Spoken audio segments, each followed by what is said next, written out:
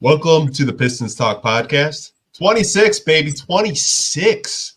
You guys already know me, Anthony, guy behind Pistons Talk. You know my co-host, Lance Caparosi. Give him a follow on Twitter. I think his handle is the same as it is on here, at Lance Caparosi. But we do have a I would say a pretty jam-packed show. We have some Tom Gores quotes that we're going to react to. Some trade rumors involving Isaiah Stewart and Bojan Bogdanovic. It's just going to be a really good show for you guys. And we're doing it a day early because obviously, we have families and we want to enjoy Christmas Eve. I'm probably going to be hammered and probably just eating steak. I don't know what you're going to do, but I know you have a family. We will. We actually did get steaks, though. That's funny that you said that.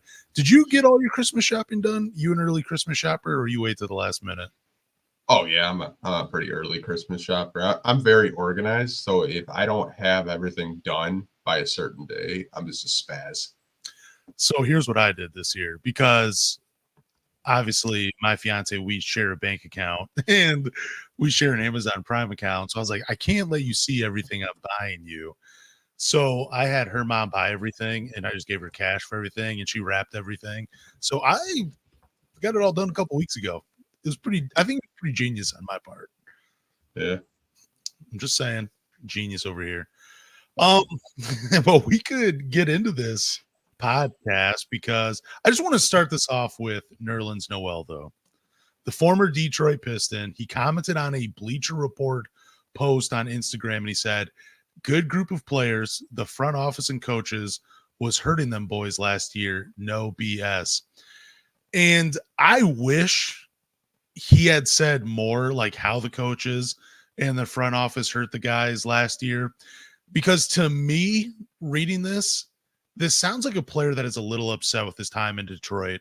And I believe Casey last year, I know I'm not getting the quote exactly right, but he basically called Nerlens Noel a emergency piece instead of basically given an opportunity to be a part of the rotation. And he was only 28 years old last year. He's only 29, but he's not on a team right now. He has not lived up to the lottery, pick that he was. But still, I just think it's a player that's upset with his time in Detroit. But you were telling me before we started the show that you had a more interesting take than I did. So I want to hear it. So, like any Piston fan, I saw it. Shout out to Nick Cito on Twitter. He's the only reason why I really saw it, because I wasn't aware of it. So I go over to Bleacher Report's post and I see him commenting, because you can even go over there now on Bleacher Report, and he actually did comment back to some fans saying that like the defensive coverages didn't make sense, all that, blah, blah, blah. So I comment, I was like, oh, no wonder they didn't play you. That makes so much sense. I get a message. Now, I'm not going to name who it is. He was an assistant coach with the Detroit Pistons under Dwayne Casey. Okay. This assistant coach told me that Nerlens is full of shit. He's lying. He never practiced. And when Casey did tell him to come into games, he said, nah, I don't want to. He even told me a funny story about when they were in foul trouble and he was in the back, and Rashard Lewis, who was an assistant coach on the Pistons last year, had to go get him, and he didn't want to go play. So he said that Nerlens Noel was just a locker room cancer, did not want to practice with the guys, was a terrible vet, and just took the whole situation. He was just very immature about the whole situation. Obviously getting traded. We all know, we got Alec Burks, Kemba Walker, and Nerlens Noel to create cap space for Jalen Duren, obviously. And, we helped the Knicks sign Jalen Brunson, but he was kind of telling me like Nerlens Noel is full of crap, man. Like he said, there's a reason why he's out of the league. Ooh. So I was right. My guess was correct. He's just a player that was upset with his time in Detroit. Yep. Wow, dude. This makes me – I just got such a bad taste in my mouth about Nerlens Noel. Here I thought you were going to, say I was full of crap and that I didn't know what I was talking about. But you just kind of confirmed it, man. So Nerlens Noel just and he says no BS, but it is clearly BS. Yeah, I mean, I'm gonna show you a screenshot of a conversation, but after this is off because I can't show it on the podcast because I don't want to throw him under the bus. But I'm gonna send it to you because you were gonna laugh your ass off of like what he did one game. It's so damn funny. I'm just speechless right now with Nerlens Noel. What is he even trying to accomplish though? Saying something like this on a Bleacher Report post. I have no idea. I don't really know the motive. Maybe he's trying to get back in the league. I mean, you got guys like DeMarcus Cousins that can't get in the league, but DeMarcus Cousins never said shit about the Kings. Yeah. I mean, maybe he said a thing or two about George Karl, but who hasn't, I don't know, man. Like, obviously, like even Troy even tried to trade him too, like to put him on a contender, and then contenders didn't even want to trade for him, and then he got bought out, and then it's just like he didn't really do anything. It's just like I don't know. It's a bad look, man. Like if you're trying to get back in the league, and then like I think the coach that had reached out to me took exception to it because he attacked the coaches. And he told me, he's like, I'm all for the players. And I was just like, yeah, absolutely. You should be. And he's just like, but when you attack coaches like that, then he's like, it's messed up. And I really don't looking back on last year, I don't ever seem to recall where Casey was putting guys in a bad position. It felt like it was a pretty decent environment, even despite all the losing. It was a pretty decent environment for guys like Jaden Ivey and Duren to grow as players. And we've commented on it before where Ivey took great strides from game one to the last game of the season. He improved so much as a player. So, yeah, Nerlens Noel, man, I'm going to have to wipe those 14 games that he played in out of my memory for the Detroit Pistons. I don't even remember him, to be honest with you. I think he came in. I think the only memory I have, and I could be misremembering this, and obviously his time here was not spectacular, but I think he took like a foul shot or a technical free throw one time. I think it was him, and it was just embarrassing. It was just foreshadowing what was to come. Or I think he got to the foul line before he had actually had a minute played in the basketball game or something like that. But anyways, Nerlens Noel, commented on Bleacher Report's post, and he is just full of crap when it comes to full of cap around the holidays, man. Can't be lying while Santa's watching, man. Really can't. I wonder what he's going to get under the tree. Maybe a new set of knees. Oh my gosh. All right, so contending teams like Boston, Oklahoma City, and the Dallas Mavericks have shown great interest in Isaiah Stewart. This comes from James Edwards. I'm not surprised that good teams are interested in Isaiah Stewart. He's a solid player that would help out a contending team's second unit. Like, I don't think any contending team is looking at Isaiah Stewart like that's the missing piece. He's going to take us over the top. But if you want toughness, if you want hustle, if you want energy, you want defense, he's a guy that could help your second unit. And he can hit his outside shot or two. He hit a couple big threes tonight against the Brooklyn Nets. So I'm really honestly not surprised that that contenders are interested in Isaiah Stewart. Yeah, I think there's always kind of been interest from him, especially from contenders. I know this isn't Boston's first time sniffing around either. Even with the extension, contenders still want him, but they probably want him as like a 9th, 10th man, not a starting forward. Like we do play him. I think he played center tonight because of the injuries, but you get what I'm saying. I think contenders value Isaiah Stewart, but more in that bench role. And it's something that, me and you have kind of agreed with, like, hey, like I like Isaiah Stewart, but as a bench player, not a starting player in the starting lineup on this team. And I don't know. You should try to see what you can get for basically everyone on the trade market. I mean, you've lost 26 straight. What do you have to lose at this point? If you had to pick out of these three teams, and I don't know if you have the rosters pulled up or not, but like what team would you want to trade them to out of Boston, Oklahoma City, and Dallas? Out of Boston, OKC, and Dallas. I feel like if I traded with OKC, I would get fleeced somehow, and I'd probably send him a pick. Because Sam Presti is just ruthless. Yeah. Dallas doesn't have any picks, but they do have some young players.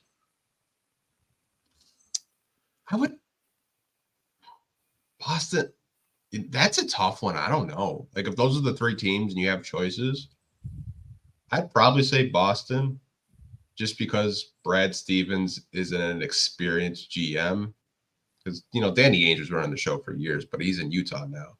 Yeah. Maybe you can get away with something in Boston where you get a little something back. I don't want to trade with OKC because I know Presti would probably, have the Pistons like trade like their future first that the Knicks have somehow. Like, I don't even know, man. Like, any trades with OKC, I would just stay away from. I would go Boston, and I'm looking at their roster right now. Obviously I've not thought about this a ton, but I would take back like a guy like Sam Hauser for Isaiah Stewart. I don't know I don't think the cap works, the salaries match. But then again, I'm looking at their roster. I'm like, I see Svi Mykhailiuk, and I'm like, what if they trade Isaiah Stewart for Svi Mykhailiuk again? Just bring him back to Detroit. It would be wild, but I don't know. I'm with you. I don't think I'd trade him to Oklahoma City because I don't think we're going to get anybody significant back. But like a guy like Sam Hauser who could, make it rain 43% from the three on 6 attempts per game. He's also playing 23 minutes per game for them. He's used to a bench role. That's a guy that could clear some space for Cade and Jaden Ivey. And yeah, I don't think you're getting anything crazy back for Isaiah Stewart anyway. I don't even know how many picks. I don't even know if you get a draft pick back for him. But a guy like Sam Hauser, I think that'd be a pretty decent consolation. So Boston would be my choice out of those three teams. I think the only way he gets traded is if Troy's in the GM here anymore too, by the way. Okay. Because I just feel like it's just a player that he really likes. He said he's a glue guy. Monty says he's a glue guy, which I tend to agree with.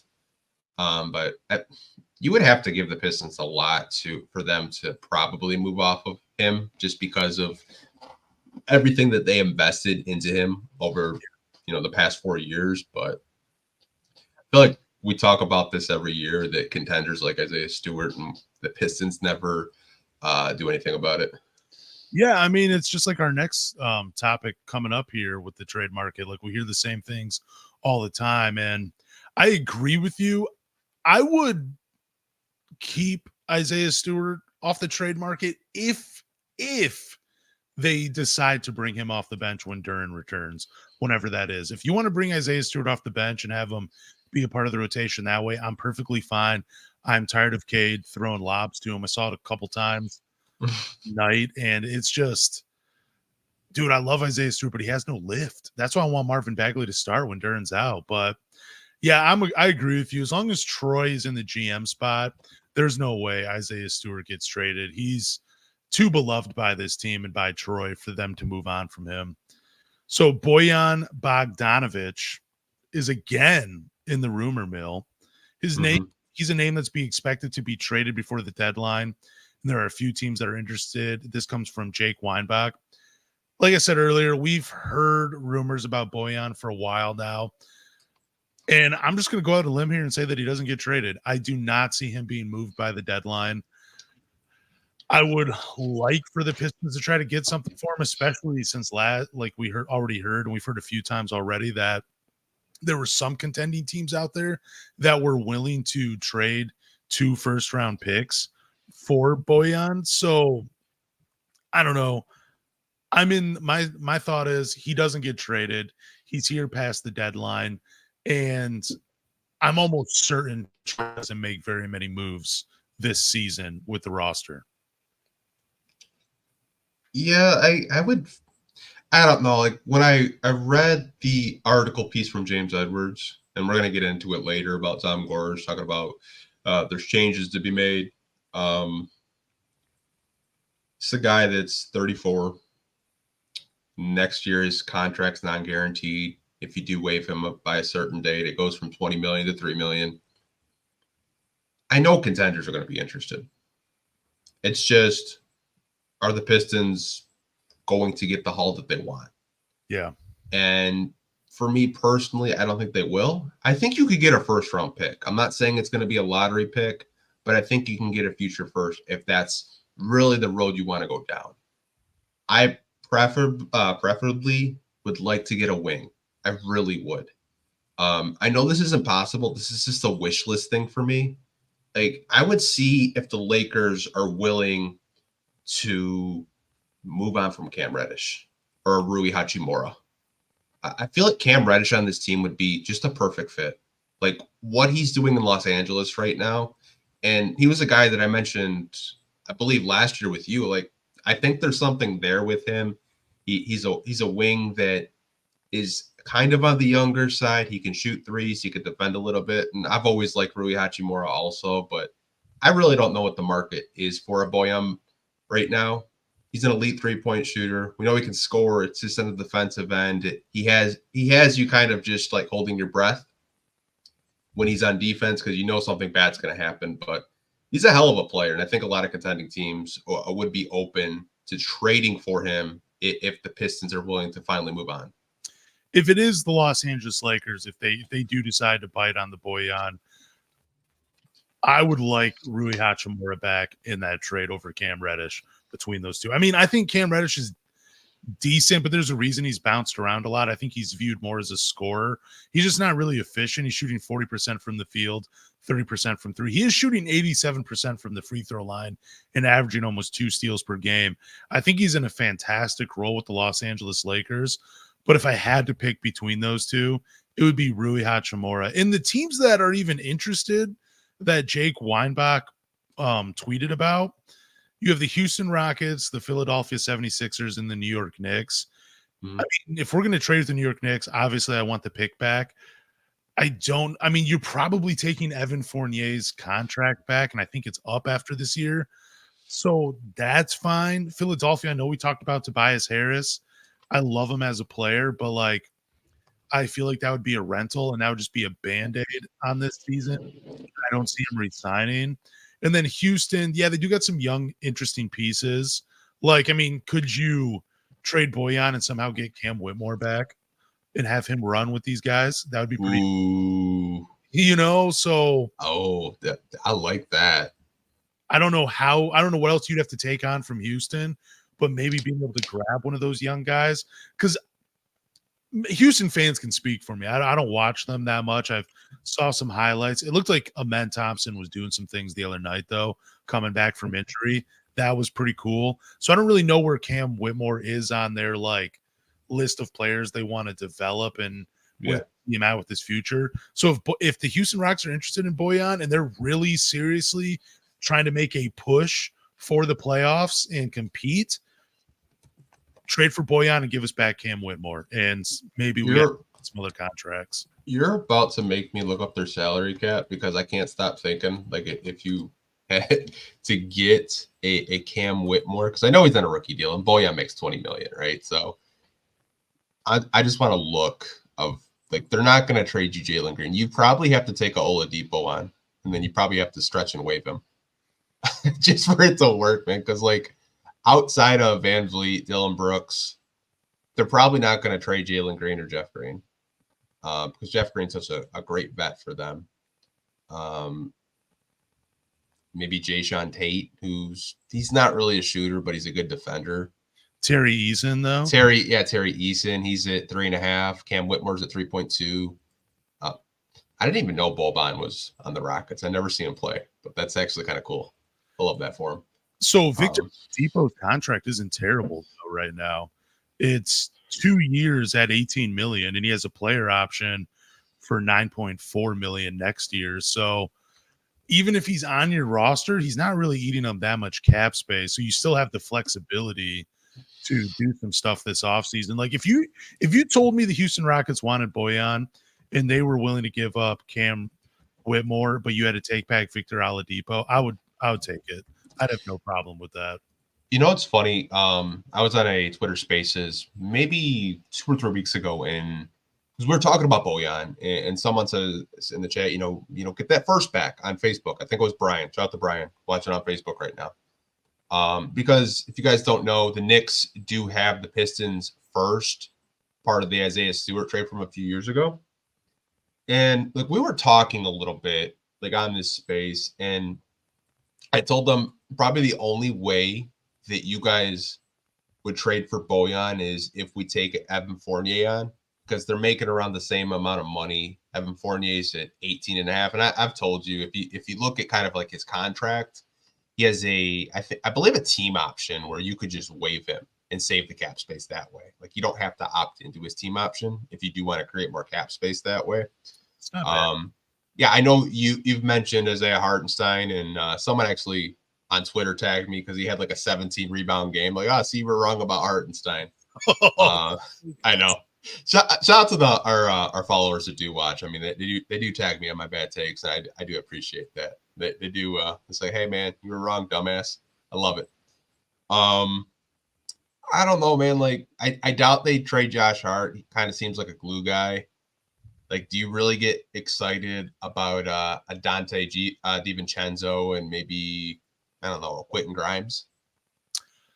I do actually like Quentin Grimes' game. I like him he would be a legit 3-and-D guy. And if you're talking about wings, he's not that bad of a player. He's still pretty young. I think he's still under 25, but I think he also has some playoff experience as well. And he had some big moments for him last year. So I would take on a Quentin Grimes. I'd be okay with that. Yeah, I got some people in the chat saying Jericho Sims, who's every time I watch that guy play, like he would be such a cool lob threat for Cade because this guy just jumps out the gym. Yeah. Jericho Sims could be an option. He's on a really, really low contract. I'm looking right now on Spot Track, less than $2 million. I know someone also mentioned Quentin Grimes. You know, again, on a $2.3 million contract. Emmanuel Quickly, who I feel like the Pistons have been interested in for a while. He's in a $4 million contract. So they do have some young players that are on budget-friendly deals, but you're probably going to have to take one of their bigger salaries on if you want to do that. You know, we've looked at this free agency class over probably the last 2-3 weeks, and, you know, outside of Siakam, really, or Tobias Harris, at the forward spot, there's not a whole lot out there. Like you have like Klay Thompson, who I doubt anyone's going to give him what he wants because he just looks like he fell off a cliff. But like I said, the Knicks are a good option too. I would like to get my first round pick back because then you can make, you know, future trades if you want to do that. You don't have to worry about these protections, as I think this year it's top 18. After that, it's like top 13, then top 9, and if it doesn't convey, it goes to a second round pick. I think having the option to trade your first round pick is very valuable to me. But I don't know. It's up to the Pistons really if they want to move on from him. I just don't think they will. Yeah, I'm with you. Like I said, I don't think the Pistons move on from Bojan, but these teams there's some interesting things that you could do with the trade machine, and man, I'm just getting kind of excited thinking about it, to be honest with you. So actually, you could trade. I just did one trade with the Pistons and the Houston Rockets. It does work with Cam Whitmore and Victor Oladipo for Bojan Bogdanovic. I mean, do the Houston Rockets do it? I don't know. That's just something that I'm interested in, though. Yeah, like I said, I really don't know what Bojan's value is. You know, I think the Pistons were asking for like 2 firsts last year. And they didn't get it, obviously, but I mean, like, even if you trade for, you know, marginal players that make Cade Cunningham's life a little easier, we've lost 26 straight. It would be like a shiny new toy on Christmas, you know, like, oh, a new player, let's watch, let's tune into a game. We're still watching these games, you guys. Not like we were when we were 2-1. I was making dinner and I had the game on, but it was on mute because I couldn't listen to the Brooklyn broadcast because they were really annoying. But I mean, I don't know, man. It's rough out here if you're a Piston fan. That's why we're trying to be positive on this podcast, but man, it's rough right now. So the Pistons are being talked about for something other than losing. Draymond Green could be traded. I doubt it happens. And the Pistons were one of the favorites to trade for him. Or I might be reading that wrong. The Pistons were on the list to acquire Draymond Green, according to Bo Vada. I'll say this. I would like a guy like Draymond Green for the Detroit Pistons, but they are so far away from competing and contending. I don't see it would never work here. So I would have to pass on the Draymond Green to the Detroit Pistons. Yeah, I want to look real quick because I know I I know for a fact I sent you a link to the tweet. Yeah. Yeah, I did. So Vegas, being Vegas, has the Dallas Mavericks as a favorite to, trade for Draymond Green if they wanted to. Now, the reason why we're talking about this is because the Pistons were on this list, but they were a plus 800, along with the 76ers and the San Antonio Spurs. I think if Draymond didn't go to Michigan State, he wasn't from Saginaw, Michigan, there would be no odds of the Pistons possibly trading for a Draymond Green. He just signed a $100 million contract with the Warriors. Obviously, sucker punching people, like, it's not cool. Even Nurkic kind of felt bad for him. He's like, yeah, he needs some help. Like, this sucker punching people. Like, it wasn't a basketball act. Like, I like Draymond a lot. I do.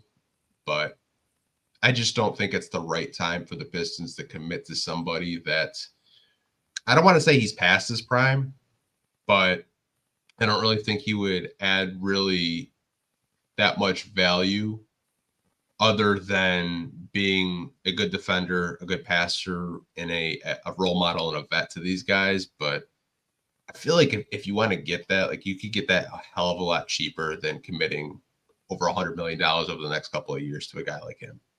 Like, if the Pistons were in like 10th place right now and they needed a boost to push them into, I don't know, top 7, top 6, you trade for a guy like Draymond Green, for the leadership, the veteran, the guy that can be a leader on defense, an extra passer on the floor. But you're so far away from it. It just doesn't matter. And I think you're right. If he didn't go to Michigan State, if he wasn't like the Pistons ball boy or cleaning up jerseys in the locker room, I think Rasheed Wallace was talking about something like that. Yeah. And he wouldn't be on this list. I just think I think you have better odds if you were going to bet your life savings, like some dude on Reddit did, apparently. I don't know if you saw that. Oh, saw that. That poor kid. Yeah, dude. I think you would have better odds betting on Draymond Green going to the Pistons than the Pistons winning a game right now. I don't know. I hope that kid hedged his bet. I really do. Like, was it like 40 grand his life savings and he bet on a Pistons? I think it was, what game was it, the Utah game he bet on? Yeah. Bro, I hope he hedged that. If he didn't hedge that, oh my God. I mean, I don't know. I don't even know why he would do it. It's just for freaking crazy, dude. We all predicted it too when it happened. We saw all the names out and we're like, dude, there's no way the Pistons win this game. Even Kelly Olynyk had like one of the best games of his career against the Pistons. Incredible. If Kelly Olynyk is dropping 26 on you, like, Cade's face said it all at the end of the game, man. He looked like he wanted to just. I feel bad for Cade, honestly. I really do. Same. Like, he's doing what he can, but they still lose each and every day. Like, I was telling you before the game, or during the game, they were trying to get back. I think it was like a 5-point game against the Nets. And he's coming up the floor, and Isaiah Stewart is just gassed. He's winded, and he's not paying attention. He's looking down at the floor. And Cade's telling Stu, hey, like, set a pick for me. And Stu's not paying attention. He's looking down at the floor, and he's like trying to get his attention.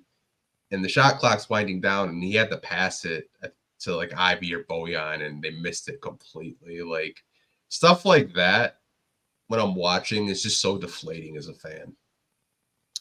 Yeah, I mean, there were so many silly turnovers in tonight's game. I know we got off topic from the Draymond Green thing, but I mean, I just, it's a brief thing to talk about. But like, Ivy had a drive, ball goes out of bounds. They were trying to inbound it to Cade.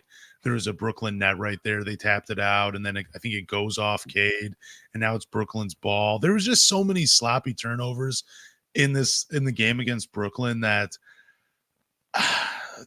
I watched a high school game the other day that I was broadcasting, and I think there was less turnovers in that, and there were a lot of turnovers in that game. And it was just, I don't know what was worse from what I was watching, the Pistons or that game. And I don't know how you do it if you're Cade Cunningham night in and night out playing for this team when it seems like all hope is completely lost on it. I told you, like, they haven't committed to build around him. Like, they're just making his life more difficult than it needs to be. He's Kevin Knox was a savior tonight. Like, he was hitting shots, he was cutting, he was getting to the rim. It's just like, this is where we're at right now. No shot at Kevin Knox. Good basketball player, but not looking good. So Paul Pierce, he said something crazy, man. He said he points against the Pistons or the Spurs right now. Paul Pierce will be remembered for being a great basketball player, but there are a lot of basketball fans right now that will remember him for the ridiculous takes he has on whatever podcast or whatever show he's on versus how good of a basketball player he was. He's been out of the league for a while now, and he's not Michael Jordan, dude. He can't retire for a few years and come back and drop 23 a game for the Washington Wizards. I don't think dude, could you imagine Asar Thompson guarding Paul Pierce right now? He would shut him down. Yeah. There's nothing. I don't know. Like, I'm not saying Paul Pierce couldn't score against the Pistons because I think there would be a couple of open shots depending on what team he was on. Mm-hmm. Dude, there's no way he puts 20 points up against the Detroit Pistons right now. And I would love for a team just to sign Paul Pierce right now for like a 10-day when the Pistons are coming up. You could do it. That would be exciting for me. That's never going to happen. Was he like 47, 48? The one thing I did, like, obviously, you know, I'm a Piston fan, but the one thing I laughed at, and I probably shouldn't have, is he said, if you see San Antonio or Detroit on the schedule and you're in a slump, you cannot wait to see these teams. He called them slump busters, and I lost it because there's some people on Twitter looking at Mikal Bridges' numbers over the last couple of days, and he's been shooting like god awful from the field. I haven't looked what he finished with tonight, but I'm about to, just for context. And yeah, he had one of his better games, shot 9 of 17 from the field, had 29 points, 10 for 10 from the free throw line. So he had a better game. Maybe Paul Pierce wasn't wrong when he says when you're versing these rebuilding teams, you can't wait to get back into your groove. No, I do it for fantasy. Anytime there's like a good guy on the waiver wire to pick up, I see if they're playing Detroit sometime, and I'm like, dude, might pick them up, you know, because the starters might sit pretty early in this game. I might as well go grab a bench piece and see if they do something. I'm kidding, by the way. I don't do that all the time, but I'm trying to win. No, I mean, it's all good, but like I said, Paul Pierce is a fool. I think he's still kind of salty over just, you know, the Golden Work Pistons kicking his ass all those years. And by the time that they did win, the Golden Work Pistons were, you know, basically old, and Chauncey wasn't there anymore. Neither was Ben Wallace. Like Ben Wallace was with the Chicago Bulls. Yeah, didn't win until he had KG and Ray Allen and Rondo and all those guys. Rondo finally, you know, coming into his own. So I don't know.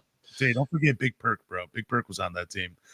I also think that Paul Pierce is a little salty because he didn't get the farewell tour that Kobe Bryant got. I don't know if I don't remember if you like when Draymond Green says you're not Kobe, they don't love you like that. Dude, that's an all-time NBA quote. It's one of the best. And I love Draymond Green just for that stuff right there. Dude, but Paul Pierce, there's no way he could drop 20 points on the Pistons or the Spurs. Victor Wembanyama would have a career high in blocks if Paul Pierce was playing.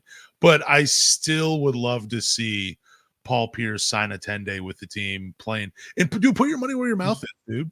See if you can actually drop 20 points against the Pistons. See if he couldn't even sign with the big three right now, man. He's old.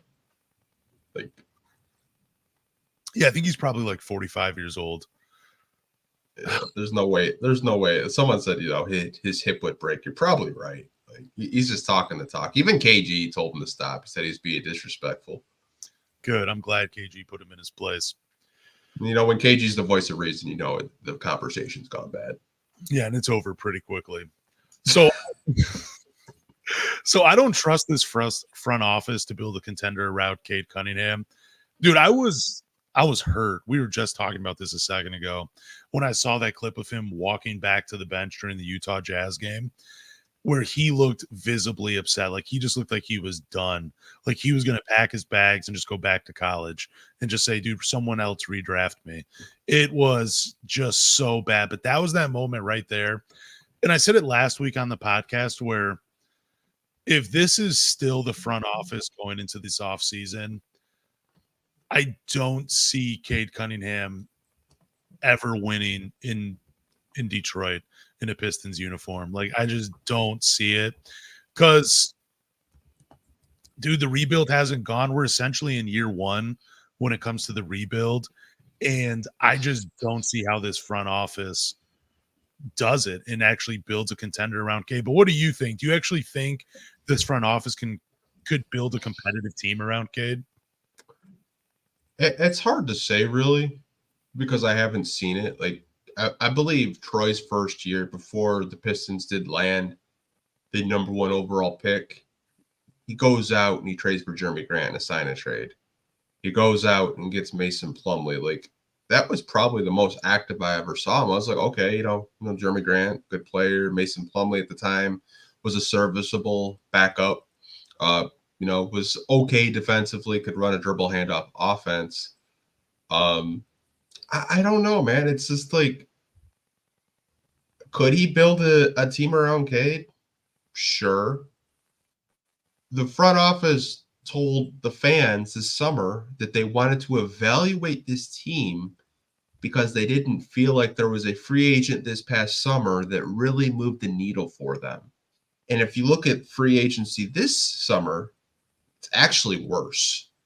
And there was a clip by Arntelm that I had posted this week, and that's basically what he said. And Arntelm's, a high-level executive with Tom Gores and Troy Weaver. And, Tom Gores said, the only two people that are making those kind of decisions are me and Troy, which I personally don't buy. I think Arn does have a say.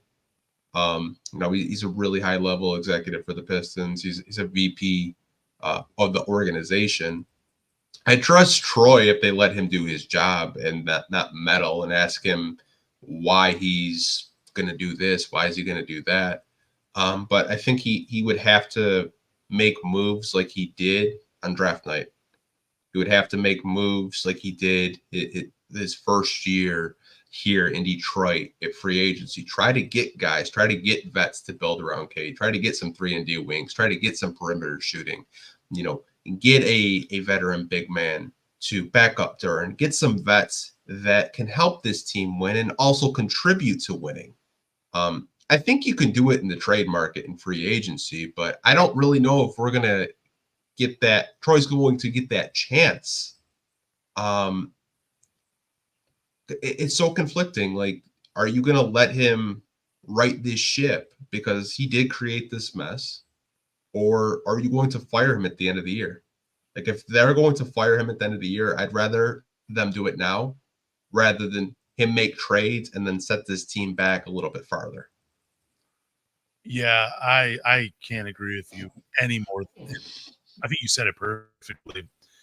I just don't know what Troy is waiting for as a GM. Like, I said it last week too. I just feel like they're in this process level Sixers moment right now where they're just hoping they're bad enough every single year to get a high lottery pick and they can find a superstar to lead this team.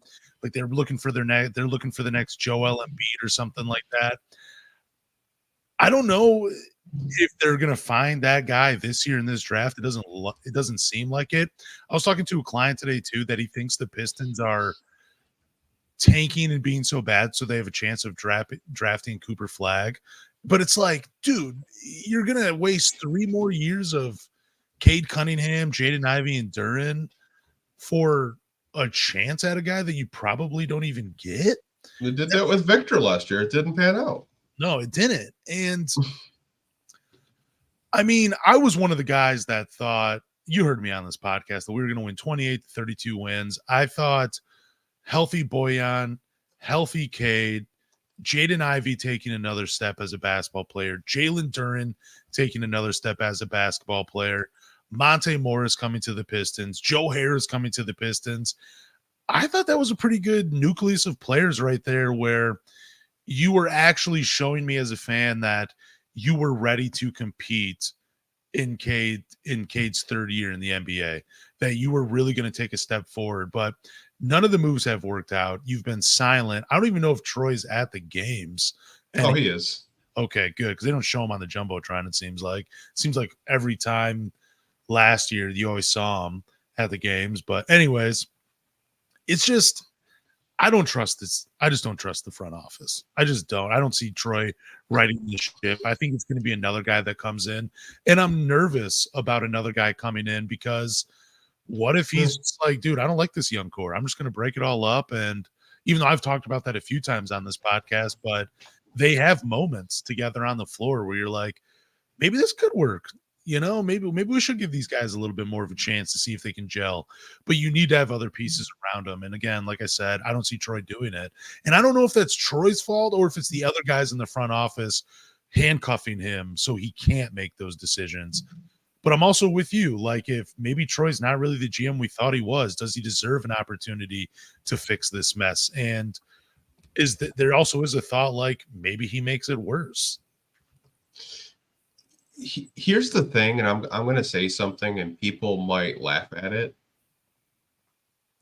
I don't honestly think Troy has full control of what he actually does. I just don't. I think Tom is very involved in, like, if you own a team, you obviously want to be involved in some level. I'm not giving Troy a pass either. I think some of the moves he's made, they don't really make sense at times.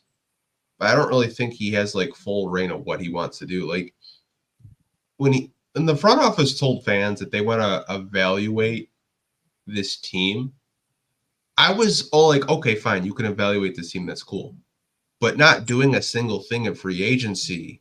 Like, yeah, you traded for Monte Morris, who's a good backup point guard, but we haven't seen him play basketball yet.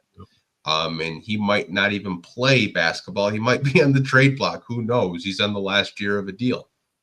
You trade for Joe Harris, who, statistically, if you look throughout his career, good 3-point shooter, but like he hasn't really shot the ball like you want him to. And like defensively, it's just a mess. Yeah. I think my biggest issue is you could have gone out. I'm not saying, go do what the Rockets did and spend like huge amounts of money. But I've told you before, like, what do you think it would have cost to get like maybe a Kelly Oubre? Like, you're not going to get him for a vets minimum, but maybe a mid-level exception around that 10 million price point. Like, I would be okay with that. I would be okay. Like, you're going to give Kelly Oubre 10 million for a year to see if it works, see if he can contribute. And he's having a hell of a season right now with the Philadelphia 76ers. I feel like you can evaluate this team, but you can still add pieces that complement your core players. You added veterans that are on the last year of their deal, and I don't really think Joe Harris complements anyone on this roster when you already have a sharpshooter in Alec Burks. I don't really think there was a need for a Joe Harris on this team. If anything, you just helped Brooklyn re-sign Cam Johnson. I know a lot of Pistons fans wanted Cam Johnson. Monte Morris, I get from the standpoint of you wanted to improve the backup point guard position, but he hasn't played. I don't know if he's going to play a single game in a Piston uniform with the trade deadline, officially open now. You can make trades up until February.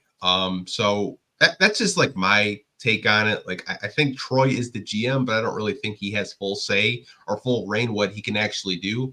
I think he can make a trade if he wants to, but maybe Tom Gores doesn't like that guy. Maybe Tom Gores doesn't feel like he's really a piece that can help this team win. Like in that article, he just mentioned about cap flexibility. And if I hear cap flexibility one more damn time, bro, I swear I'm going to punch a wall. Like, don't throw cap flexibility to me like it's this big flex and, oh, we got cap flexibility. We're waiting to make a move. Like, what are you waiting for? A superstar just to land in your lap? It's not going to happen. You have to eventually sign players to help this team win. If you're just going to sign these vets in the last year of the deal, you're going to be 8, 9, 10 years down the road, and you're still going to be rebuilding. All the players that you drafted in the top 5 are going to need rookie scale extensions, and you're probably going to have to make a decision which one you actually want. Like, I'm just over this cap flexibility thing that they try to sell the fans because it's just pure bullshit, man. Like, actually use your cap space. Like, commit to somebody. Like, do something. Like, I'm sick of seeing Cade look like he just doesn't want to be here anymore. Like, his body language, I get he's doing everything he can, and they're still losing. Like that Jazz game, he did everything he could, and they still lost. The night after that, like he was playing good basketball. He almost had triple-double. They had obviously 6 turnovers, but they still lost. Like I feel bad for the guy. Like actually build around your first overall pick and try to help him succeed. Don't make his life more fucking difficult. Dude, he also had the 43-point game, and I don't think they were close to winning that game. It was crazy. And man, you said so much too. I'm sorry, man. I'm so sped up. No, you're good. And it was great. It was perfect. It's just, like I said earlier, I was okay with the minimal moves because you wanted to evaluate the roster. But I didn't think we'd be playing 10, 11 guys every single game. I thought the rotation would be like 9 guys, the 9 guys you wanted to evaluate. I thought they were going to help him take the Pistons to another level. I don't know. But man, looking back to last offseason and not doing anything and just sticking with this roster and then being proud that you have 7 or 8 guys that are under the age of 22 or whatever Tom Gores said. And it's just, okay, but they're not doing anything and they're not winning. You're putting them all in a terrible position. And who cares if they're young? Because once they establish a culture of losing, it doesn't matter. So I'm over it. Like I said, I don't believe in this front office and change is coming. But again, we're in probably for another 3-4 years of this losing basketball and just watching Cade potentially put up, good to great numbers, maybe even flirt with being an all-star for a couple of seasons. And then for what? Just to see him get traded when he's 28, 29 years old, go to a playoff team, and then watch him have this. He's basically Matthew Stafford. That's what it seems like. And why does this keep happening in Detroit? It sucks.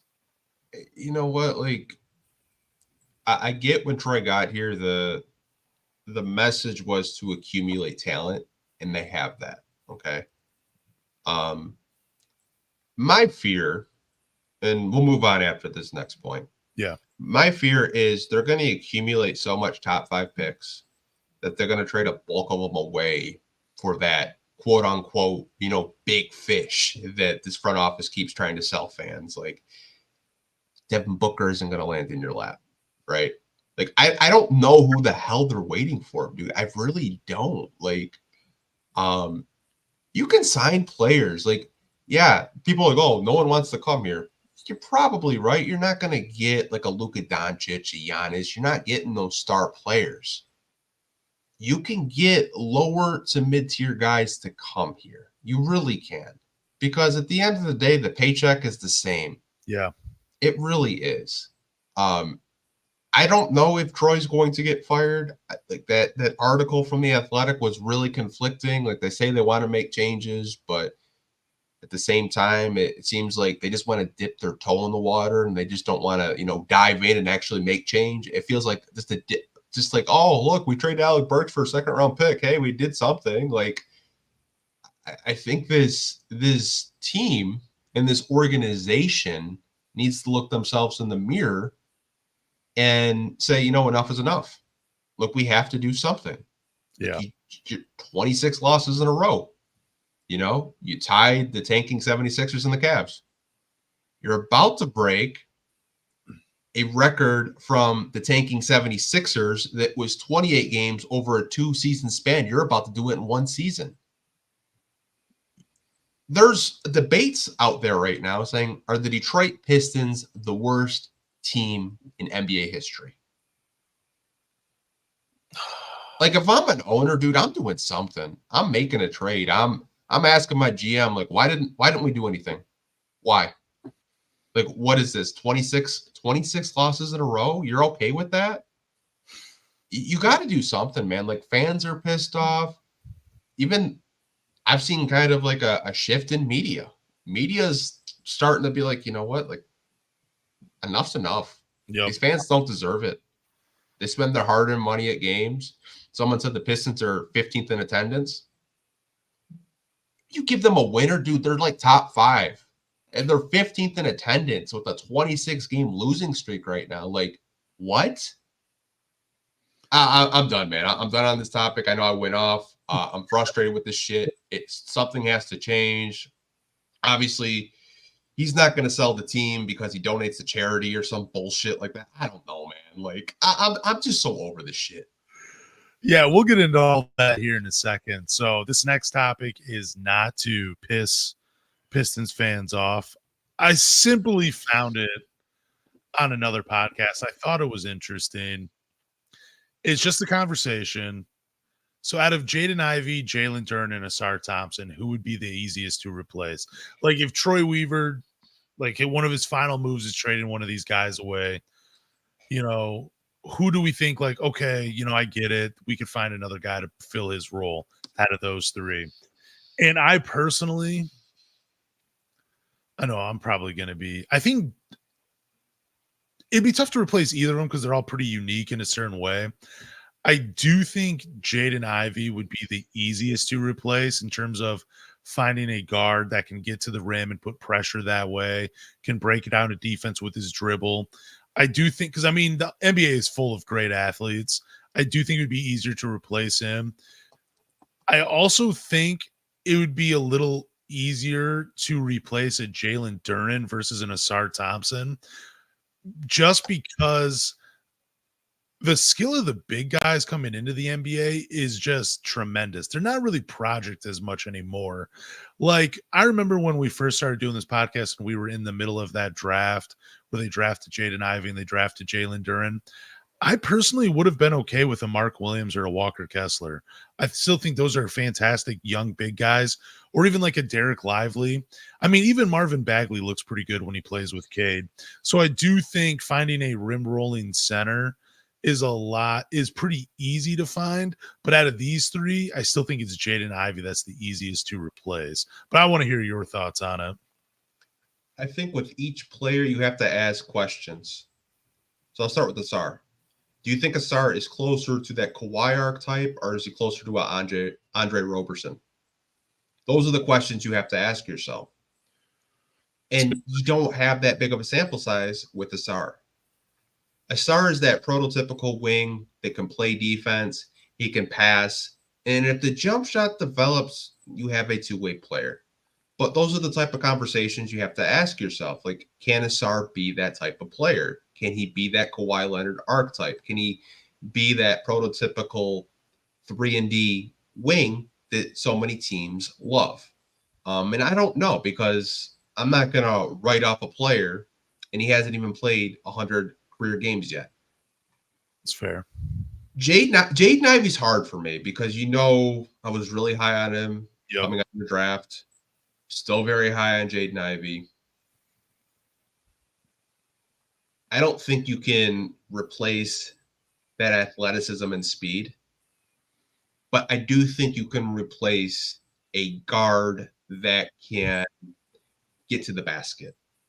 Because we did see him tonight. He got to the free throw line quite a lot. Yeah. And the kid is such a hard worker. I see the development in his game, but defensively, he has you leaving wanting more. So that's another question you have to ask yourself. Like, do you buy into the development of Jaden Ivey continuing to get better, not only offensively, but also defensively? And for me, I just don't know yet. And like finally with Duren, another question, is he closer to a Clint Capella, or do you believe he could be like a Dwight Howard light? Do you think he's just going to be this post presence? Do you think Rasheed Wallace says he has a mid-range game and an outside shot? I haven't seen him really do it yet. Yeah. Who am I to say that Rasheed Wallace doesn't know what he's talking about? He coached him for a few years at Memphis. Maybe he does have a mid-range jump shot, and we're not seeing it right now because the coaching staff is limiting what his role actually is. I think that's the question you have to ask yourself. But to answer your question, which one of these players is easiest to replace? I would probably say Jaden Ivey, but I don't want to replace any of these guys. Yeah, neither do I. I really don't. Like, I feel like the value you could get for these guys, I feel like Duren would probably get you the most in any type of trade. I told you that before we went on the podcast. Yeah. I think he has such a high ceiling that he could be in the conversation as a top 15, maybe top 10 center one day. I really do. He just has to stay healthy. And we finally saw him in some ankle braces, thank God. Saw that. Like a Sar Thompson. Like I was thinking about it today. Like I was like, who's a good perimeter defender, but just could not shoot a 3-point shot? And the first guy that popped in my head was Andre Roberson from OKC. Like he was a hell of a defender, but he could not shoot for anything. But I think Asar Thompson can develop a jump shot. He's much like Jaden Ivey. Like he's willing to put in the work. So I kind of trust his development. I trust him to get better, but I don't know, man. This is such a hard conversation for me because I'm high in all three of these guys. I would be heartbroken if we traded any of these guys. I really would. Even though that they haven't really won a whole lot for the Pistons, I've invested my time and energy watching these guys grow. Obviously, Ivy last year and Duran last year and Asar, like, I know you were kind of disappointed when we drafted Asar because I remember the podcast we had on draft night. You're like, dude, really Asar? And then we watch him in summer. Like, you're like, dude, I was so wrong. This guy's amazing. Dude, I've taken a lot of L's in this podcast. Believe me. Oh, so have I, dude. I have more bad tweets on Freezing Cold Takes than I probably have the good tweets on my Twitter. Like, I really do. And I'll admit that. I'm a dumbass sometimes. I wear my heart on my sleeve and I have like really bad takes. I will admit that. But I don't know, man. Like, it's such a hard question. It is. And I'm looking back on his line. Like, he had 24 against Utah. He had 23 against Brooklyn. He was getting to the rim, putting a lot of pressure there. He was hitting some 3-point shots, getting to the free throw line. Good amount of rebounds, good amount of assists. Even had 3 steals and 2 blocks against Utah. I know it was their G League team, but still, that's still incredible. I even hate saying it, dude, but I do think it's easier to find a 2 guard that can do what Jaden Ivey does. But I'm also in the same breath, I'm like, dude, but you can find a big that can do all the stuff Duran can do. Maybe not at the highest level like we've seen from Duran this year, where he was having like, I think, what, a 15-15 game. You were saying with like 5 blocks. Like, that is like the absolute peak of what he can do. And if he could continue that, yeah, he'd be the hardest to replace. But I do think it comes down to Jaden Ivey and Jalen Duran on, like, if you were just to trade one of them, just to try to get as much as you could, those would be the 2 I think you would trade.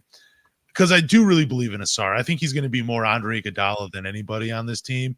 And that is a guy that I could really see succeeding alongside Cade Cunningham. But yeah, you're right. Tough question, man, and a tough topic. Yeah, like people say, like, oh, we don't know basketball, but we want to trade Jaden Ivey and Jalen Duran.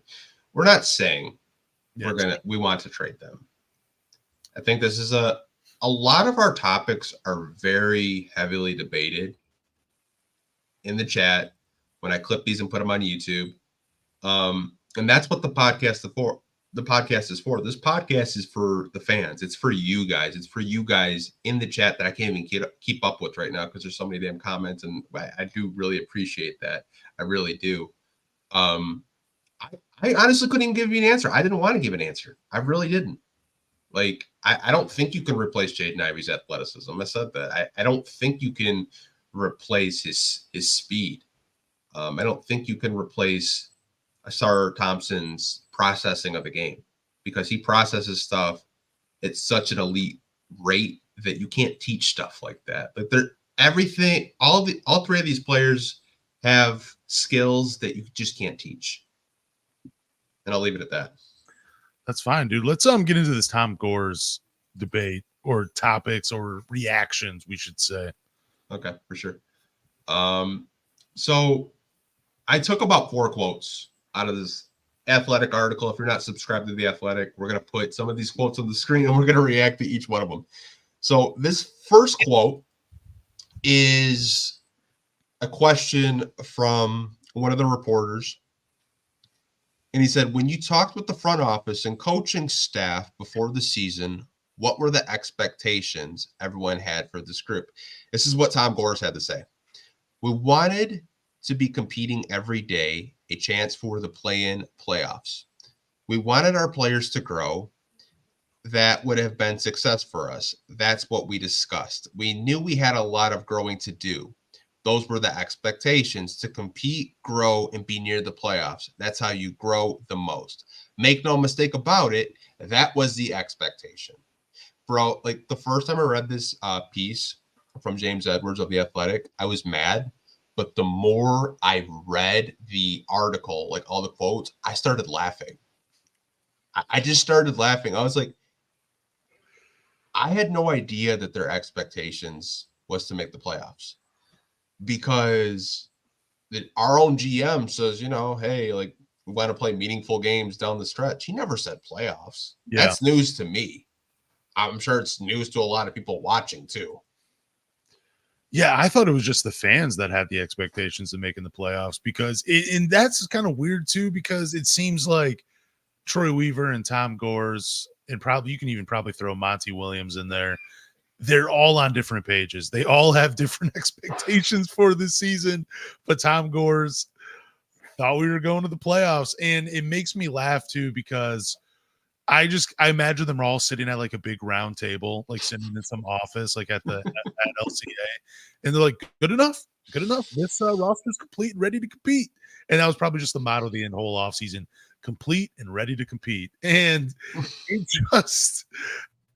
just cracks me up thinking about it, because like, how did he look at this team and just say, you know what, that's good enough. Let's roll with it, guys. Troy, you did a good job. And then Troy's like, whoa. I didn't do enough. You wouldn't let me do enough.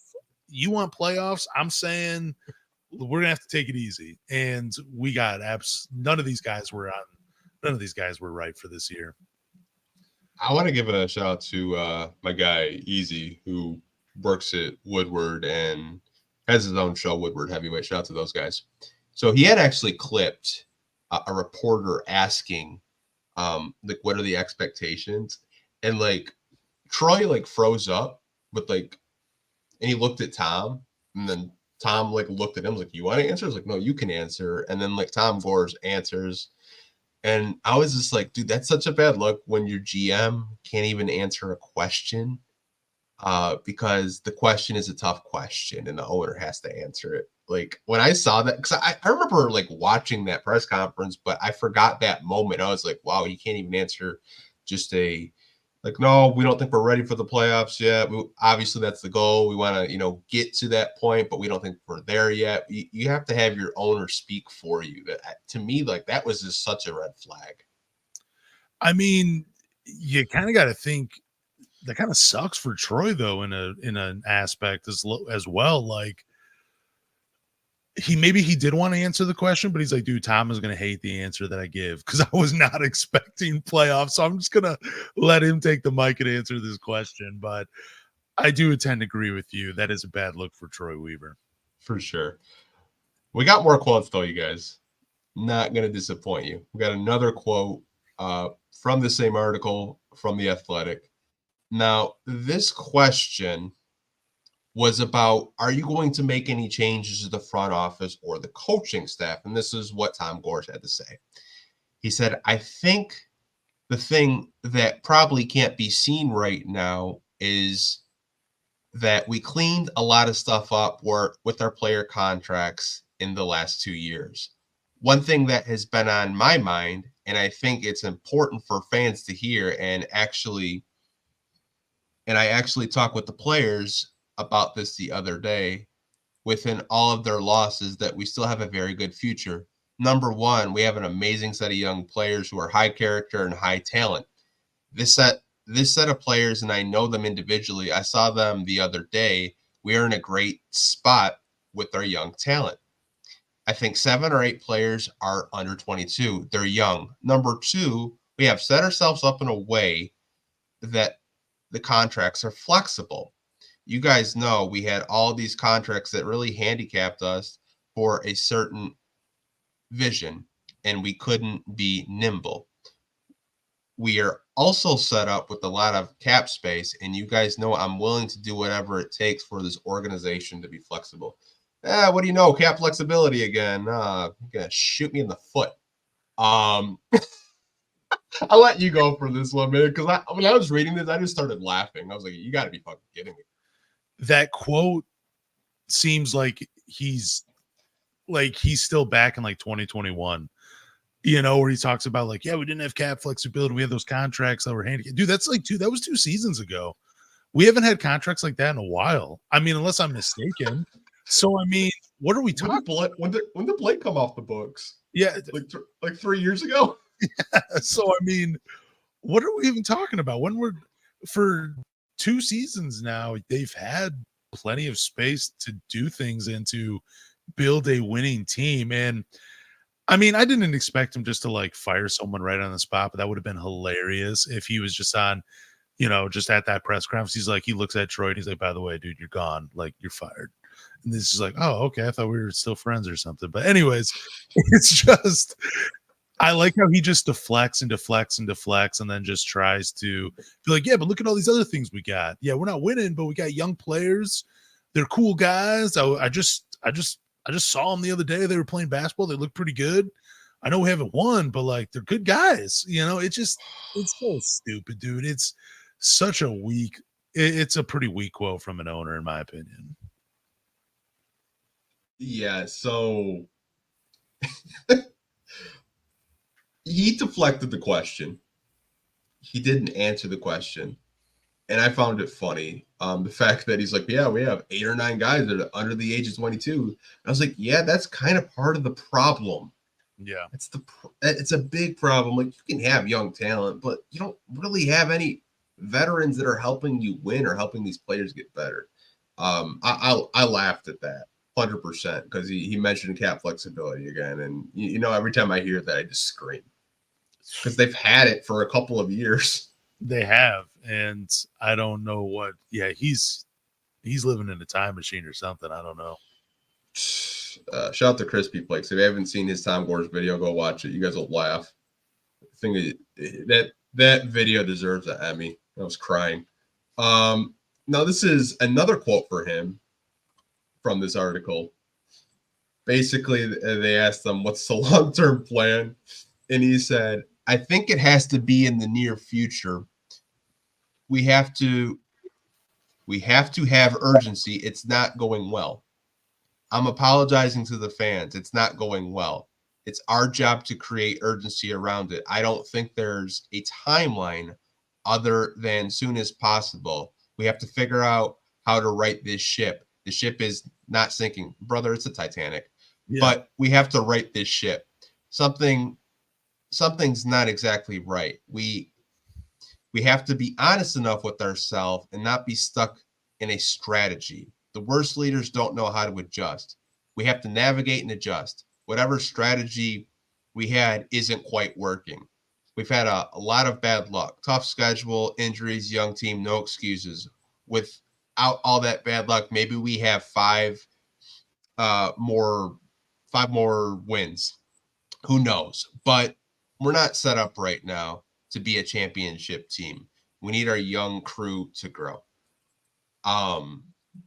What the fuck? It's not sinking, bro. It's not. Your ship hasn't sank, bro. They torpedoed you. Like the ship has sank. Like, how can you say that you're in a 26-game losing streak now, and you think that the ship hasn't sank? It's at the bottom of the ocean right now, and Cade's above water on a life jacket. He's the only one that's probably above water, trying to keep you above water. The strategy's not working. What was the strategy? I'd love to know. Yeah, they didn't give us any of that. And then I like how it says there's no excuses after listing excuses. And then again, focuses way too much on the young guys. Like, I don't get it. It's bad. And I agree with you. When does the ship sink? I mean, is it taking on water? Is half of it up, the other half underwater? I don't know. Are people jumping off? Because that's what it seems like. But hey, dude, he's the owner of the team, and this is the message he's giving us. How do you say the ship hasn't sank yet? Like, what to him was it 50 losses in a row? Maybe it sank. Like, What's the tipping point with him? What's the number? Like, It's I when don't get it. it's when the arena is empty and you can hear the players on the court. That's a sinking ship, apparently. Man, like when I just really hyper focus on the ship not sinking. And then he mentioned, he's like, no excuses with anything. And then he mentions a tough schedule, injuries, and bad luck. I was like, okay, you said no excuses. What the fuck is it? Which the fuck is it, dude? Like, come on, make up your mind. Oh, so there's about one more quote. And man, this one is probably the best. It is. It's about him hearing fans saying, sell the team. This by far is the best quote, in my opinion. He says, they can say what they want, but that's ridiculous. Other than winning, and we should win more games, we do a lot in the community. Players, the organization, we do a lot in the community. If you put aside winning, we've made a very big difference in the community. That means a lot to me. I understand that's only going to mean a lot to people if we win. But the underwork of what's happening with our community over all these years is there. We're doing a multi-billion-dollar things outside of basketball. I understand fans are upset, but it's a ridiculous thought. Okay, for one thing, I'm not going to be disrespectful in terms of him building basketball courts around the city, giving money to underprivileged kids. I think that's great. But I think fans are entitled to say what they want if they consume the product. It's a ridiculous thing to say. Like, since you purchased a team, this team has made the playoffs twice and they've gotten swept. This once great organization that wasn't a laughingstock people took seriously. We're so far removed from the going to work 2004 Detroit Pistons that we're the laughingstock of the NBA right now. ESPN makes a post every day from Pistons fans just drowning in this 26-game loss. Everything he's done off the court, investing into the city, I'm not going to be disrespectful about it. But I think if you had that same type of energy of making your basketball team better, fans wouldn't be on your ass. I'm with you. The community stuff is great, but also that's not the job of the Pistons organization. Their sole purpose for existing is to win basketball games. Like, the community stuff is great. And I can't believe I'm about to say this, but like, the basketball team is your number one priority. Like, it doesn't, that other stuff it's great, but it doesn't matter as much when your reason for existing is to win basketball games. So I don't get it. There was someone on Twitter, it made me laugh what he said. He said people wouldn't care if the Pistons were selling drugs as long as you're a winning basketball team. Shout to Kingy, man. He's funny as hell. I saw that earlier, bro. I was dying. And he's right. Like, I mean, I'm not going to get into any like politics or anything like that, but like, we have set up to help the community. And I don't even know all the things the Pistons have done in the community because like I'm so invested in them winning. And that is the thing I care about most when it comes to the Pistons. Cool that you're winning off the court, but have the same energy on the court. Yeah, like I like that he's investing in the city of Detroit, and he does charity events every year. This time of year, he's built tons of basketball courts around the city of Detroit. That's great and all, but like when fans were chanting "sell the team," that's kind of just been the chatter over the last month and a half of this. Like, he bought it for $300 million. The team, I think, is evaluated right now like at 1.4, 1.5 billion. That remark basically told me I'm not going anywhere. I'm not selling this team. And like, if that's the case, you're not selling this team, put that same energy off the court that you put on the court. invest into the Detroit Pistons, invest into making this team better, invest into surrounding your, franchise player in Cade Cunningham with real talent. You say you want to see this team win. You say you've said for years, I'll go over the luxury tax if it makes sense. Like, actually invest into your basketball team like Matt Ishbia is doing right now with the Phoenix Suns. Like, actually go for it. Like, if he fails, that's fine. At least he went for it. Yep. At least he had a vision. Like, that's the type of thing that I think Pistons fans want. Now, obviously, we don't have the players that the Suns had or anything like that. But I think that's the only thing that Pistons, like, if you actually try and you show respect and you're willing to put in the work to make the product better, like, Pistons fans, like, dude, they are the most loyal fans that you'll ever meet. And they're chill, they're respectful for the most part. I mean, some of you guys are sending me some really crazy shit on social media, but I do love you guys for that. But overall, like, just the Pistons community, they're supportive of each other. They want this basketball team to be good. You're 15th in attendance, and you're the worst team in the league. Like, if you actually invest into the product, making the product better, fans aren't going to be chanting, sell the team. They're not. I mean, he's also a billionaire, so he could still do these things for the community, even if he didn't own the Pistons. Yeah, it's like I said, it's typical rich guy syndrome. Do we have any Q&A questions? No, we got a ton. This is probably our most viewed podcast that we've ever had. We have 220 people watching right now. Cool. So shout out to you guys for actually watching us so close to the holidays. I thought you guys would be with your family and we probably wouldn't get any people watching, but we do have some questions. We'll try to answer a couple. This comes from Red Baron. This was earlier in the podcast. I didn't start. He said, "You guys think Stewart could command multiple picks?" I think he might actually. No, I think I said it at the beginning of the podcast. I don't think he could get us multiple picks. I don't even know if he could get any. I think, yeah, maybe he could probably do a couple of second-round picks. I don't know if a team would be willing to trade a first. I said if we were picking out of Boston, OKC, and I forget the other team. I think it was Philadelphia. No, Dallas.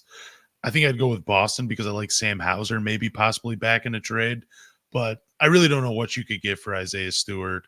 I think if the Pistons do ultimately trade him, they'd probably get less back than what actually his value is. Yeah, I don't know about multiple picks, Red Baron. Unless they were like second round picks or maybe late, you could probably get like a late first, but you could probably get multiple seconds. I don't know if you're still watching, if you want to specify. But I think he's valuable. I think he's more valuable as a, 9th, 10th man off your bench rather than what we're using him for as a starter. But I'm not really sure like what his value actually is. But we do appreciate the question. For sure. Let's see. This was a question from Brian on Facebook. I don't know if he's still watching. I've actually seen this a lot. It's not really a question, but I thought we could talk about it. He's like, I tried to get Kuzma. Wiz want to unload him. See if we can package some of our guys. Honestly, think Kyle Kuzma would actually fit on this team really well.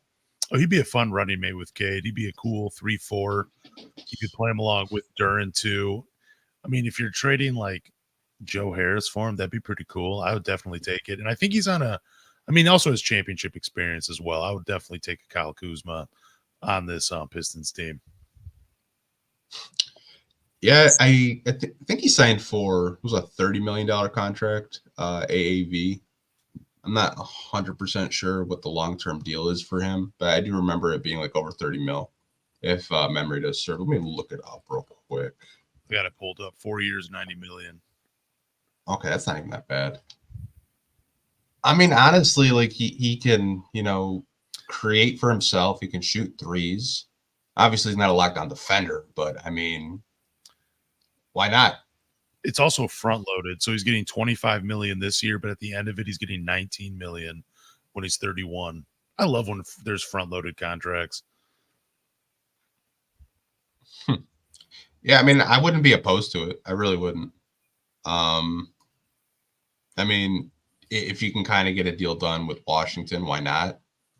They're in a similar boat as you. They just started rebuilding, but they're rebuilding.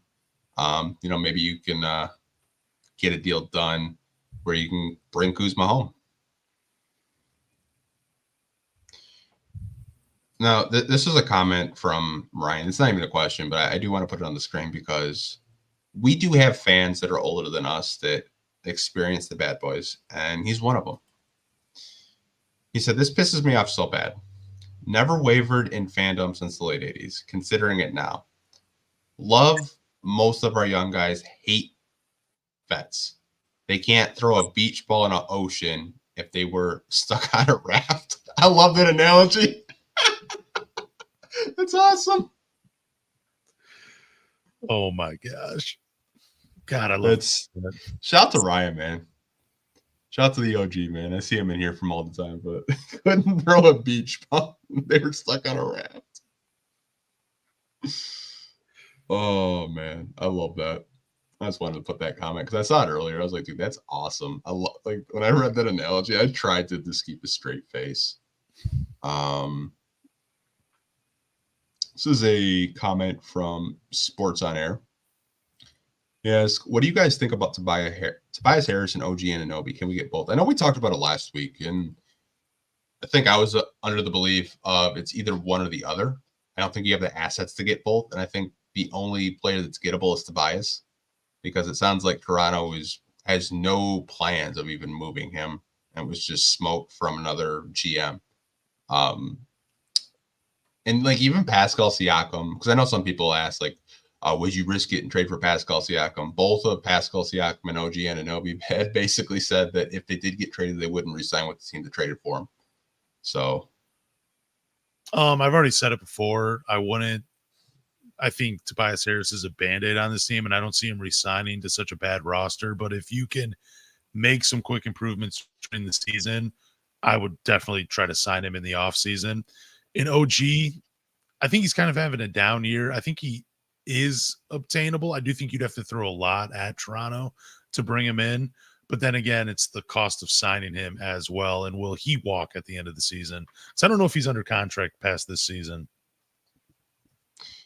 Yeah, I mean, like I had told you, I think that a guy like Tobias is more gettable than an OG Anunoby. Like, I honestly think you could package a player like Bojan and some pieces and get Tobias if you really wanted him. And obviously, Tobias is familiar with the Pistons and the organization. Yeah. Not really sure if he would want to be here, but like, hey, if the money's right, the money's right. Like, if he could get another big contract like he got when he signed, maybe he would come here. But like at the end of the day, do you really want to overpay for Tobias Harris at the end of the day? I'm not entirely sure if the front office would, but I'll let fans decide that because I'm kind of like 50-50 because like I feel like Tobias could help this team, but I don't really think he would help this team in terms of like really pushing them like over the hump. And I don't really think any one player could do that that's gettable for the Pistons. I should specify with that. Like I think there are players that are gettable for the Pistons, but I don't think there's a one individual player that can actually kind of push them over the hump, if that makes sense. And real quick before we go to the next question, OG is on a player option for next season for $19 million, and I don't see him I see him picking up on that. I don't see him breaking that. I know you said I think one time he might command like $30 million. I just don't see it after this season. Oh yeah. Yeah, those are my thoughts on OG though, because he'll also be 27 next year. I think he signs in to that player option, but then he becomes an unrestricted free agent the following offseason. Yeah, I mean, I don't know. It's pretty interesting. Do have a question from Case Cracked. Shout out to him. He does watch from time to time. I do see him in here. Why trade for a guy you can try to get in the offseason? That's a great point. Yeah. That is a great point. Siakam's a free agent. You could just wait. Tobias is a free agent. That's a great point. Like, you literally could. I think the only way organizations really do that is if they're worried that other teams are going to jump them in free agency. Now, I don't know if the Pistons are just like chips are all in on an OG Anunoby or chips are all in on a Tobias Harris. If that was the case, then yeah, that was the case. That's kind of funny. But I think the main reason why organizations do that is they kind of just want to get the jump before other teams to offer them. I'm trying to think of a recent player that we did this with. I think Marvin Bagley was the last. Marvin Bagley was on the last year of his deal, and we offered him a crap load. I wouldn't say a crap load, but we did offer him a pretty good contract. But I don't really think there are other teams around the league that would probably offer him that personally. It's not even, I don't think it's that bad of a contract anyway. I mean, he's a decent player, especially when you pair him with Cade. Yeah, I just don't know if there were a lot of teams around the NBA that would probably offer him that. Not to say he doesn't deserve it. I mean, I feel like he's improved a lot this season as a rim protector and roll man and just finishing around the rim. But, I mean, that's the only, like, player of recent memory that I know the Pistons traded for, and then they gave them the bag at the end of the year. I don't really think a lot of teams were competing with the Pistons to re-sign him. I feel like we get this question at least once a week. So this is from Rob. Shout out to Rob. Do we go for Miles Bridges from the Hornets for cheap? I don't put it past the organization. You know what, Rob? You know what? Would not surprise me if they did. I will say that the one thing the Pistons have done that is consistent is they've gone for high character guys. I don't think Miles Bridges fits that billing right now, or that archetype of what the Pistons are looking for. Decent player, just I don't know if it's the character they're really interested in.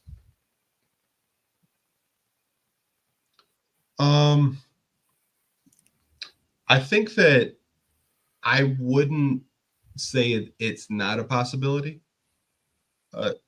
Pistons signed Josh Jackson. And Josh Jackson obviously wasn't a high character guy. He was one player that Troy had brought in that wasn't really a quote unquote high character guy, right? But he did make him live across the street from him. Someone told me that. I don't know if that's true or not, but if it is, that's actually hilarious. But I mean, I wouldn't be opposed to it. I wouldn't. I know like the off the court stuff, like it's kind of a touchy subject with some fans. I know Canada wouldn't even let him into the country. That was hilarious. I had saw that. I was just like, but Pistons fans want to ignore the off the court stuff, and they just want a guy that can get you a bucket and be a compliment to Cade. Then yeah, go for it. Let's do a couple more, just because okay. It's 11:30. It's almost Christmas Eve, bitch. I know. Okay, we'll do a couple more questions. Like I said, I just don't I don't think that Miles Bridges would be out of the question. I know I've said it like probably maybe 6 months ago. I said out of the question, but at this point where the organization is at, I wouldn't rule it out because they need talent at this point. No, we don't really have any questions, but on the podcast, we didn't talk about this. Bill Laimbeer.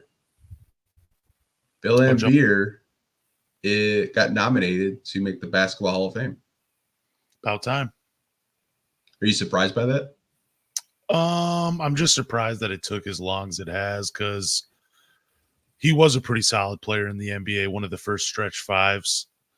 I mean, he could shoot three. He was a good rebounder, good defensive player. I do feel like based on how the NBA tells the bad boy story, he's been kind of like blacklisted from it and has not gotten the respect he deserves as a player because he was so much more than just pushing guys to the floor or delivering a hard hit. But that's the only version of the bad boys the NBA tells. So you don't actually get to see the best parts about his game. So I'm really just surprised that it's taken as long as it has because he definitely deserves that honor. I'm not saying he's one of the greatest centers to ever play, but he was a very solid player. And you look at some of the guys that are in the Hall of Fame, Bill Laimbeer deserves to be there amongst them.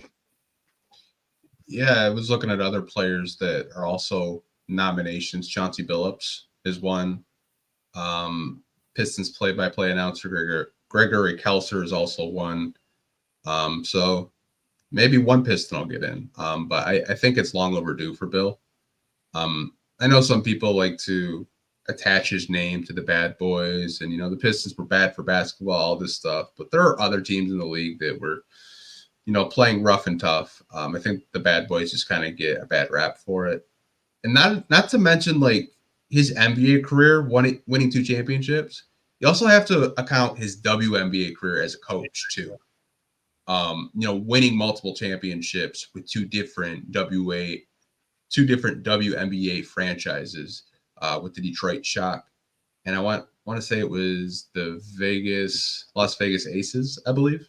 Yeah. So I think he deserves to be in. I really do. I think he should have been in like over 10 years ago, but I'm happy that he's getting the recognition and actually getting nominated. Who knows if he actually makes it, but I hope he does, man. If you just look at him, his basketball career as a player and a coach, the accolades speak for themselves. Yeah, he deserves to get in, man. He really does. Yeah. I do appreciate you guys actually watching this during the holidays. We've been on for an hour and a half. Lance busted out his Piston Santa hat, which that's his dedication. It is. It's hot. Do appreciate you guys, watching the podcast for over an hour like you guys do every week. But Lance, if you want to tell the people where they can find the podcast, where they can rate it, and where they can follow us, let the people know. Yeah, thank you guys for listening to the Pistons Talk Podcast. Do us a favor, go to Google, Apple, Spotify, or wherever you listen to podcasts and subscribe. After you subscribe, leave a review, drop a rating, vote in our polls, and more importantly, tell a Pistons fan. Hold on, wait 1 minute. So are we doing a podcast on Saturday because New Year's Eve is on Sunday? Again? Yeah, most likely. Okay, we'll see you guys next Saturday. I didn't want to say see you guys next Sunday and it's New Year's Eve and I'm like half in the bag, blacked out. So hope you guys have a Merry Christmas and hopefully we get some wins. Hopefully we get a trade or something. Peace, guys. Appreciate each and every one of you.